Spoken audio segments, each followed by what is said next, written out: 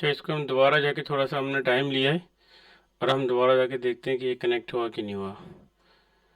तो आप देख सकते हैं कि ये कनेक्ट हो गया है अल्हम्दुलिल्लाह।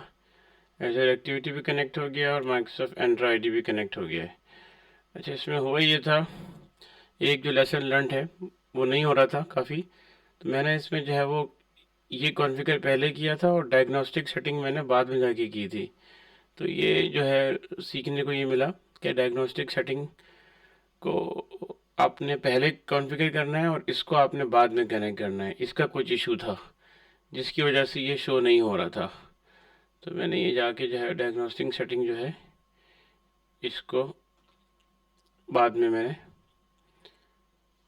इसको पहले कनेक्ट किया और डिलीट कर दी थी मैंने दूसरी जाके, तो ये हो गई।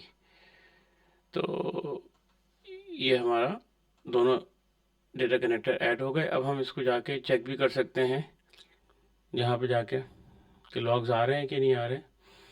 ये देखिए मैंने 7 आवर्स का लिखा है साइन इन लॉग्स और इसको जाके रन किया तो ये उसमें लॉग्स आना शुरू हो गए। इसका मतलब ये है कि ये जो है काम कर रहा है प्रॉपरली। और अगर हम जाके एजर एक्टिविटी को देखें तो उम्मीद है कि उसके भी लॉग्स आना शुरू हो जाएंगे इंशाल्लाह।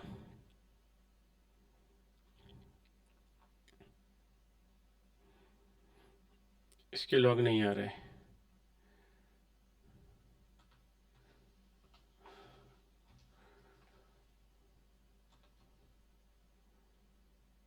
आ गए इसके लॉग्स। थोड़ा टाइम ज़्यादा किया तो ये, क्योंकि इसमें कुछ हुआ नहीं है। एजोर के अंदर रिसोर्स क्रिएशन नहीं होता। खैर इसके लॉग्स भी आना शुरू हो गए। बहरहाल खैर ये हमारा आज का हो गया। ये दोनों एज कनेक्टर ऐड करना